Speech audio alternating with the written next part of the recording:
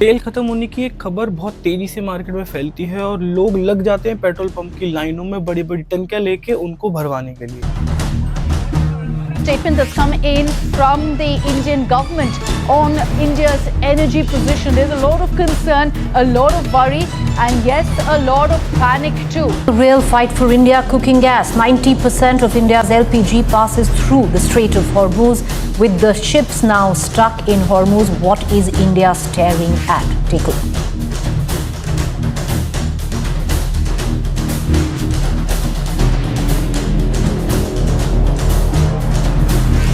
नमस्कार दोस्तों, बहुत बहुत स्वागत है आपका इस वीडियो में और मैं हूं अभिषेक।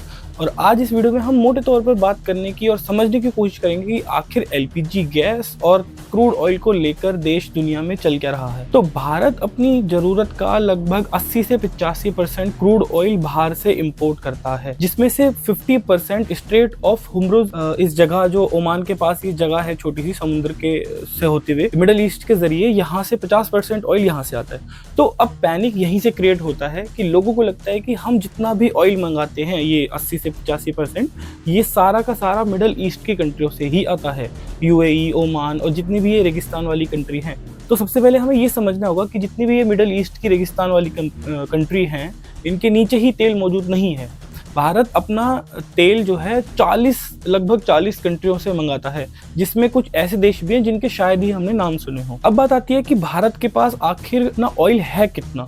तो देखिए, किसी भी देश के पास दो तरह के ऑयल रिजर्व होते हैं, एक स्ट्रैटेजिक रिजर्व और एक कमर्शियल रिजर्व। तो भारत के पास ये दोनों रिजर्व मिलाकर लगभग 60 से 65 दिन का ऑयल रिजर्व है। और अगर इकोनॉमिक टाइम की माने तो अगर ये 50% ऑयल जो स्ट्रेट ऑफ हुर्मुज से आ रहा है, अगर ये पूरी तरह बंद भी हो जाए तो भी हमारे पास अपने क्रूड ऑयल का इतना स्टॉक है कि 40 से 45 दिन तक हमें तेल की आवश्यकता ही नहीं है।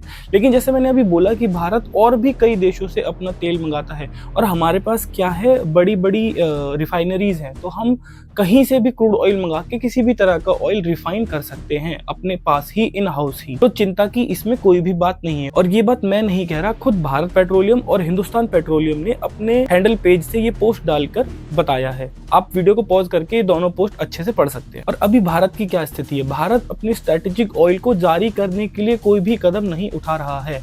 तो यह सोचना बिल्कुल गलत है कि हमारे पास तेल की कमी आ जाएगी। अगर तेल की कमी आ रही होती तो भारत सोचता कि अपना स्ट्रैटेजिक ऑयल में से कुछ ऑयल बाहर निकाला जाए। फिलहाल सरकार क्या कर रही है, सरकार अपने ऑयल इंपोर्ट सोर्स को डाइवर्सिफाई कर रही है, जिससे कि फ्यूचर में ऑयल क्राइसिस ना बढ़े। अब इस बात का निष्कर्ष ये निकल के आता है कि मिडल ईस्ट की टेंशन की वजह से जो इंटरनेशनल ऑयल मार्केट है उसमें थोड़े बहुत कॉन्फ्लिक्ट जरूर आ सकते हैं, बट इसमें भारत के तेल खत्म होने की कोई भी समस्या नहीं है।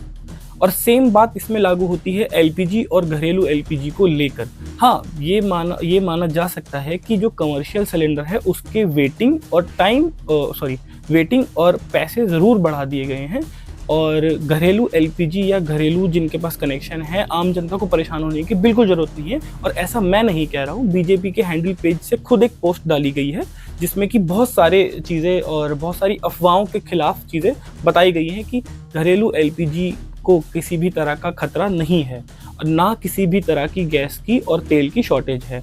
आप वीडियो को पॉज करके ये सारी पोस्ट पढ़ सकते हैं। तो चलिए दोस्तों, इस वीडियो को यहीं ख़त्म करते हैं। और मैं हमेशा की तरह फिर से एक चीज़ कहूँगा कि अफवाहों को कम से कम शेयर करें और उन पर कम से कम ध्यान दें, क्योंकि इससे सिर्फ और सिर्फ देश में पैनिक क्रिएट होता है। और हमारी गवर्नमेंट हमसे सिर्फ यही चाहती है कि देश की मुश्किल परिस्थिति में हम देश के साथ खड़े रहें। मिलता हूँ आपसे ऐसी ही किसी और वीडियो में, तब तक के लिए जय हिंद, जय Bharat. Statement that's come in from the Indian government on India's energy position. There's a lot of concern, a lot of worry, and yes, a lot of panic too. The real fight for India cooking gas. 90% of India's LPG passes through the Strait of Hormuz. With the ships now stuck in Hormuz, what is India staring at? Take a look.